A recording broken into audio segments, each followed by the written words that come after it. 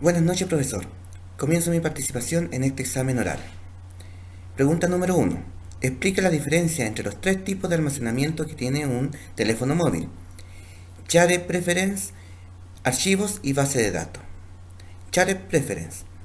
Cada preferencia se almacena en una forma de clave-valor, es decir, cada una de ellas está compuesta por un identificador único, por ejemplo, email, y un valor asociado a dicho indicador, por ejemplo, nombre@email.com. Los datos se guardan en un fichero XML. Cuando tenemos que almacenar una cantidad limitada de datos, es adecuado utilizar la clase Shared Preference. Por ejemplo, configuraciones de aplicación, que pueden ser colores de pantalla, nivel actual de un juego, datos iniciales de un control de entrada de datos, etc. En Android, los servicios pueden usar el método getDefaultSharedPreference de la clase Preference Manager para conseguir una referencia al objeto SharedPreference, que puede ser utilizada tanto para leer y escribir en un archivo de preferencias. El almacenamiento por archivos. Cada aplicación Android tiene un directorio de almacenamiento privado asociado con ella, en la cual la aplicación puede almacenar texto y archivos binarios. Estos archivos están dentro de este directorio y no están accesibles a los usuarios y para otras aplicaciones instaladas en el dispositivo del usuario. Además, son eliminadas de forma automática cuando el usuario desinstala la aplicación. Para poder usar el directorio de almacenamiento interno, se debe determinar su ubicación. Para hacer esto se utiliza el comando getFileDir en Android. El tercer tipo de almacenamiento es base de datos.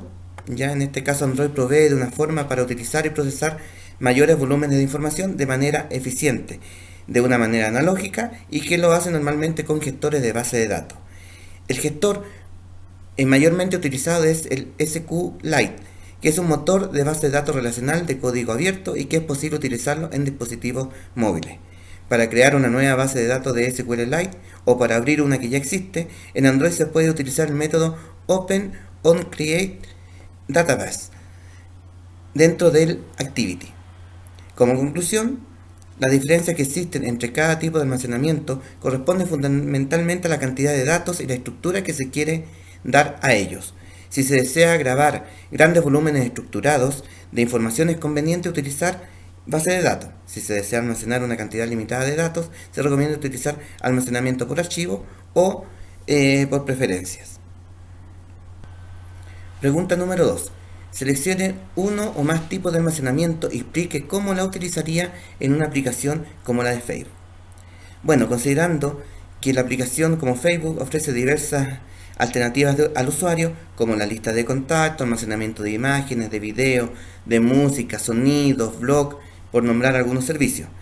Por lo anterior, utilizaría el almacenamiento de tipo archivo para almacenar los textos y mensajes que ingresa el usuario, y el tipo de almacenamiento base de datos para contener, por ejemplo, el listado de contactos, ya que en ella contiene los alias, los datos del contacto y también las imágenes, las fotografías del contacto, y también almacenaría en base de datos todo lo que tiene que ver con las imágenes, con el video, con el sonido que va a subir el usuario a la AP. Muy buenas noches.